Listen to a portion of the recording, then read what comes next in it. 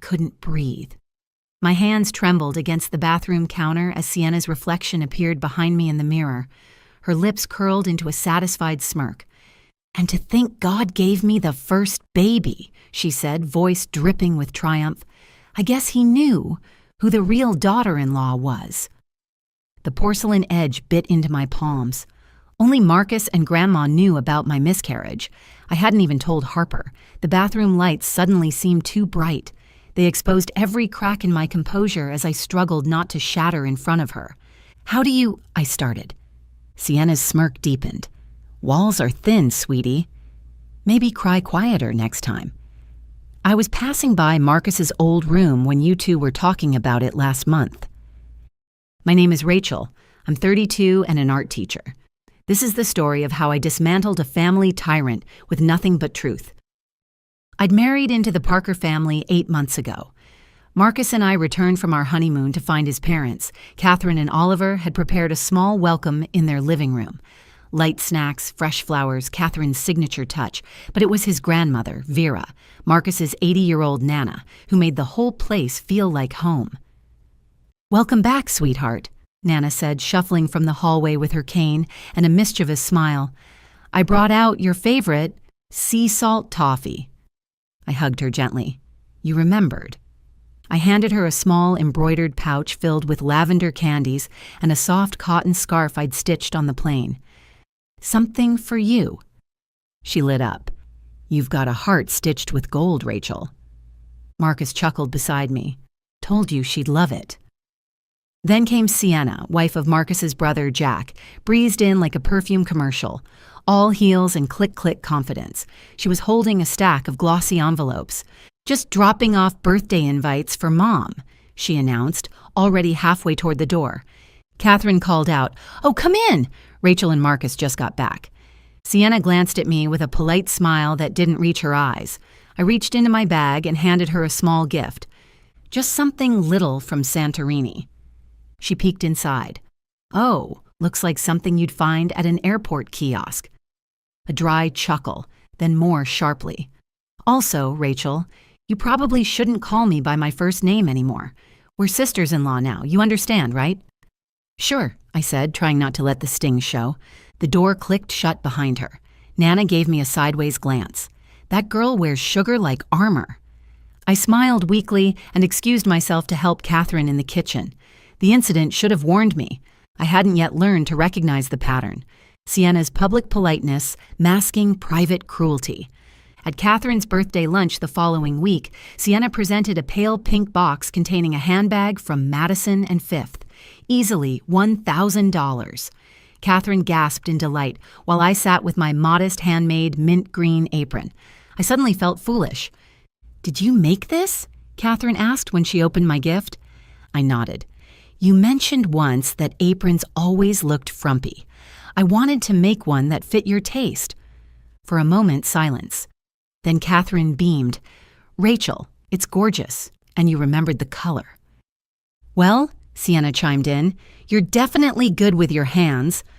"I'm jealous." Her voice was sugary. Her eyes were not.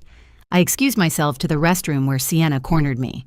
"You really thought a homemade apron would land in the same league as my gift?" She laughed. "It's cute, like 7th grade home EC cute." She fake gagged. "Honestly, I feel like I'll catch your taste if I stand too close." For weeks after that, she played both sides. Polite smiles around others, snide comments in private. Marcus said to just ignore her, but her presence became inescapable, especially as she began visiting Nana more frequently. The only reason I still visited as often as I did was for Nana. Her room at the end of the hall felt like a sanctuary filled with soft blankets, dried flowers, and old photos in silver frames. Then came the family gathering where Sienna and Jack announced their pregnancy. Everyone cheered while I maintained a brittle smile.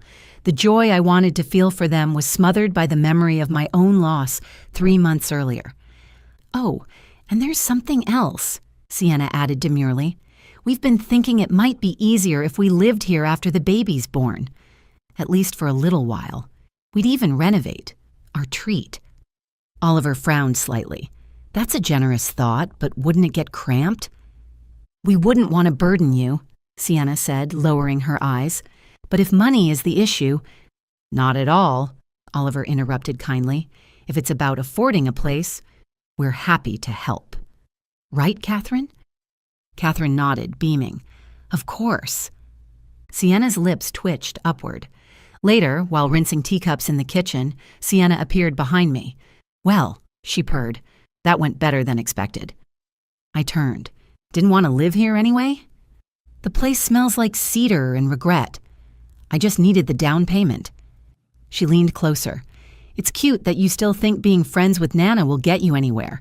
You're just not built for this family. I gripped the mug tighter as she delivered her final blow about my miscarriage, the one that brought me here, hands trembling against the bathroom counter as I struggled not to fall apart. That's when Nana appeared in the doorway, slow but steady. She glanced between us. What are you two whispering about? Sienna straightened. Oh, nothing, Nana. Nana's eyes settled on me. Rachel, would you come sit with me for tea? Of course, I whispered. As I followed her down the hall, my pulse roared in my ears. Had she overheard? Inside her cozy room, Nana closed the door behind us and turned the latch. Then she looked at me with quiet fire in her eyes. Rachel, she said, is Sienna treating you unkindly? I nodded before I could stop myself. Nana sat down on the edge of her bed and patted the cushion beside her. Then let me tell you a story. One where the wolf wore lipstick and pearls and thought no one noticed. She didn't speak right away. She poured tea with the slow precision of someone who'd spent a lifetime listening before reacting. Her hands were steady, her voice even softer than usual. Sienna's been different lately, she said, stirring honey into her cup. But I've seen women like her before. Polished smiles, sharp tongues, the ones who curtsy in public and curse in private. I remained silent. She came in here last week when you left the room. Thought I was dozing. Nana took a sip. She asked if I thought you'd ever fit into this family. I blinked, startled. What did you say? I told her what I'll tell you now. Real family isn't about blood or surnames. It's about behavior, and I've seen enough to know who's worth defending. I exhaled, finally allowing myself to feel the tension in my shoulders. Tell me everything, she said. So I did. The bathroom insult, the mocking, the comment about the miscarriage, how she even knew. Nana's eyes hardened. Then she's been eavesdropping. Likely outside this very room. She reached for my hand. Don't worry, darling. Leave it to this old woman. Over the following days, I watched Nana carefully. She didn't confront Sienna directly, not yet. Instead, she began mentioning to Catherine and Oliver how much she enjoyed our conversations, how I reminded her of Oliver's mother, small comments strategically placed like chess pieces. Rachel understands the value of patience, she'd say when Sienna interrupted, or honesty above all else. That's what I appreciate about Rachel. Meanwhile, I found my own voice. When Sienna made another cutting remark about my clothes at Sunday dinner, I smiled calmly and said, I notice you always comment on my appearance when others compliment my work. Is there something about my abilities that makes you uncomfortable? The table fell silent. Sienna's mouth opened, then closed. Catherine glanced between us, suddenly attentive. 2 months later, Sienna gave birth to a healthy baby boy. Jack was glowing. Catherine and Oliver were ecstatic. I kept my distance, but Marcus and I sent a gift, a check for Jack and a second package delivered separately to Sienna's parents' house. I had made a baby outfit, a soft onesie in sky blue with the baby's name hand-embroidered on the chest. Oliver had helped stitch the letters himself, insisting on using silver thread for luck. I folded it carefully and included a note explaining the significance. How Oliver had stayed up late 3 nights in a row to perfect the stitching for his first grandchild. How we'd used silver thread from Nana's own collection, threads she'd been saving for something special. A week passed with no acknowledgement, no text, no call, no thank you. I let it go, but Nana didn't. She hasn't said a word, she asked one afternoon. I shook my head. Call her, she said, with me in the room. You want me to confront her? I want you to tell the truth, and I want her to tell it too, whether she realizes it or not. So I did. With shaking hands but steady voice, I called Sienna. Nana sat beside me. Marcus stood in the doorway, uncertain. I put the call on speaker. Sienna answered on the third ring. "Oh," she said, her voice already defensive. "What's this about? Are you calling for a thank you for that homemade thing you sent? Seriously?" She scoffed. "I threw it out. Looked like something from a craft fair clearance bin. Honestly, Rachel, just send a stroller next time." I waited, my heart hammering against my ribs, but I kept my voice even. "You threw it out?" "Yeah, what was I supposed to do? Dress my baby in that?" "Did you check inside?" Silence. "I'm sorry, what?" she asked. "The letter." The name embroidered across the chest. "Oliver helped me sew it." Her voice faltered. "Wait, what? You didn't read the note?" I asked. "Did you even open it?"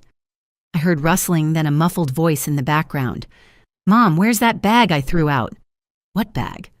"The one with the baby thing in it. I thought it was garbage." "Wait, what was in it?" "Just look."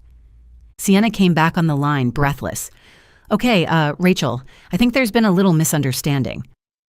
My mom must have tossed it. I didn't know. Still on speaker, still in front of Nana. Marcus was frozen. "I'm sure it was lovely," Sienna continued, now syrupy. "Could you maybe make another one?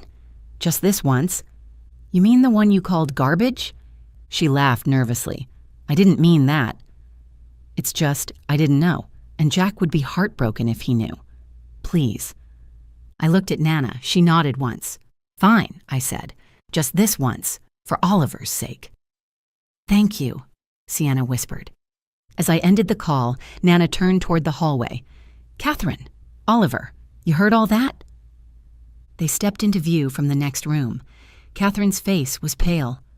Oliver looked like he'd swallowed something bitter. "She threw away the gift we made," Catherine said, stunned. "She lied to all of us," Oliver added. "And then tried to lie again to cover it up," Nana finished. "She's been playing a game." But today she lost a turn. I stood straighter, meeting Catherine's eyes directly. "I'm sorry you had to hear that." "I wasn't trying to cause trouble." Catherine squeezed my hand. "No, dear. We needed to hear it." A few days later, Sienna and Jack came over with their baby. Everyone gathered in the living room to coo and compliment. Catherine handed the baby a little rattle. Marcus took photos. Sienna beamed as if nothing had happened. "Oh, and look at this," she announced, holding up the new baby outfit. "Rachel made this one. Isn't it adorable? Fits like a dream." Catherine narrowed her eyes. The stitching. It looks even finer than before." Sienna laughed. "Oh, maybe. Just lucky, I guess." I caught Nana's glance. She hadn't said a word all day. After dessert, she reached out gently. "May I hold him?" Sienna hesitated for a split second, then said, "Actually, could you sanitize first? Just in case." The room fell silent. Nana slowly drew back her hand, expression unchanged. Marcus shot me a glance. Catherine opened her mouth, then closed it. Sienna cleared her throat. "I just meant it's flu season, and you know—" Nana smiled, not sweetly. "Sometimes masks slip when you least expect it," she said calmly. "Right, Sienna." Sienna blinked. What?" "Nothing," Nana said. "Just thinking aloud." Catherine and Oliver were quiet the rest of the evening. Jack kept bouncing the baby on his lap, oblivious.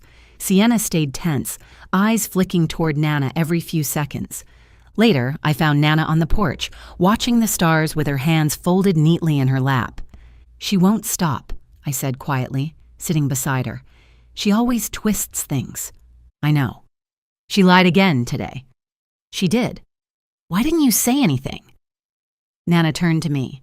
"Because some truths are best served warm," she said. "And tomorrow is my birthday." I tilted my head. "You're planning something." She smiled. "Just inviting someone to dinner." The next morning, I decided to take action. When Sienna texted asking me to cover for her cooking, I replied firmly, "I won't be part of any more deceptions. If you didn't cook, just say so." 3 dots appeared, then vanished. Marcus watched me from the doorway. "You're not covering for her anymore?" I shook my head. "I'm done being her shadow." Nana's birthday arrived on a breezy Saturday afternoon. Catherine had decorated the dining room with peach-colored candles and fresh eucalyptus. The table shimmered with glassware and silver. Jack carried in the baby seat. Sienna followed behind, arms full of fancy white boxes tied with gold ribbon. "Everything smells amazing," Catherine smiled. Sienna beamed. "Well, I did spend all night cooking." Marcus raised an eyebrow at me. I met his gaze steadily and said nothing. As we sat down, Nana entered wearing the soft blue cardigan I'd knit for her the year before. Her silver hair was pinned back, her eyes alert and mischievous. Sienna leaned across the table. "Nana, we really hope you like everything. I tried to make your favorite. Rosemary chicken and sweet potatoes, just like you used to make." Nana tilted her head. "That's so thoughtful. You cooked all this yourself?" Sienna nodded, keeping her posture perfect. "I'm not sure if it'll taste exactly right," she added, "but I did my best." We all began eating. The food was delicious but unmistakably catered. Everyone knew it. No one said it. Until dessert. Sienna slid a silver-wrapped box toward Nana. "This is just a little something. I hope you'll wear it." Inside was a cashmere shawl with an embroidered label, Brea Lux Paris. "Oh, this looks expensive," Nana said, touching the material, "but it's a bit fancy for an old porch sitter like me." She folded it back carefully. "Would you mind returning it, dear?" "Something simpler would suit me more." Sienna faltered. "Oh, sure, of course." Then Nana looked up with a twinkle in her eye. "You know what would really be the perfect gift?" Sienna perked up. "Move in with us." The room went silent. "I mean it," Nana continued. "I could eat your homemade cooking every day. Wouldn't that be wonderful, Oliver?" Oliver choked slightly on his wine. "Absolutely. Nothing like home-cooked meals." Catherine smiled into her napkin. Sienna stared at them, frozen. Her throat bobbed. "You want me to move in?" "Of course," Nana said sweetly.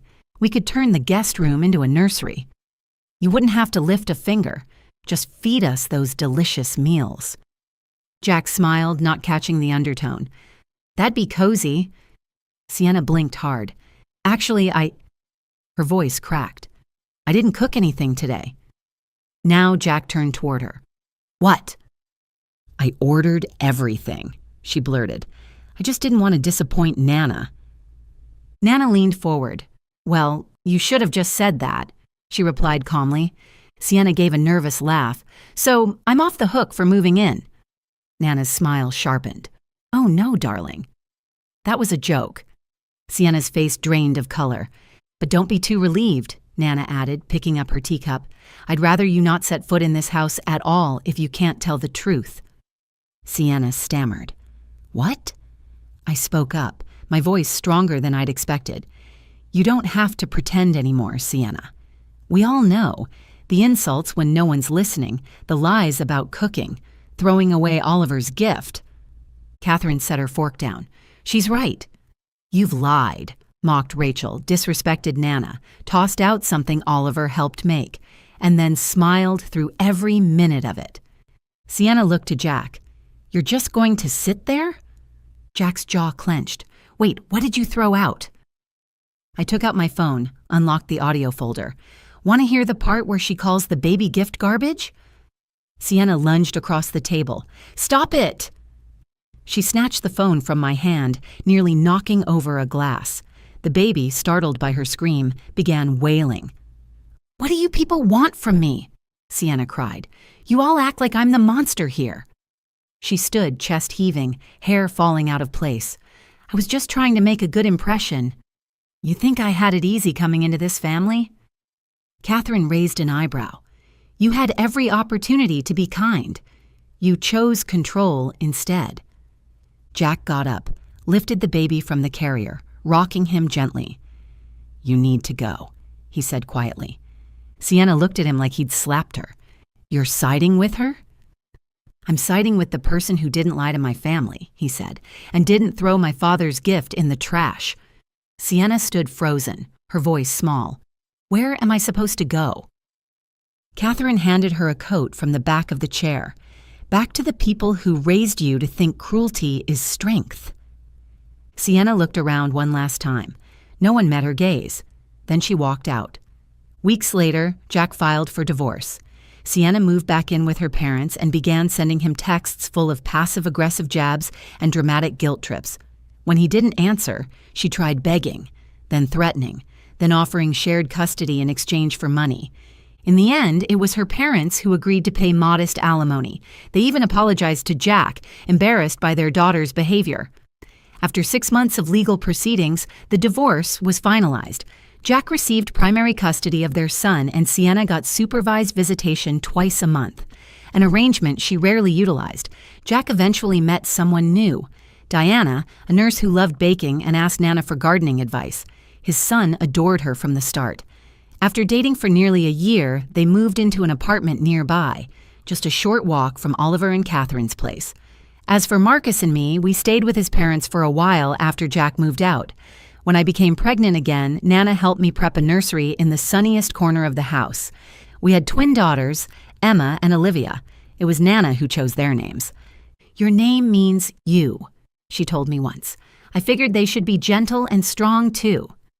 Now on quiet evenings, Nana sits on the porch with a knitted blanket over her knees, sipping mint tea and watching the girls build towers in the sandbox. Sometimes they run up and offer her dirt cakes or sand toffee. She always accepts them with a grin. "Delicious," she says every time. Marcus once asked me how I stayed so calm through everything. "Because I had Nana," I said, "and I still do. Every stitch, every cup of tea, every soft hand squeezing mine in the worst moments.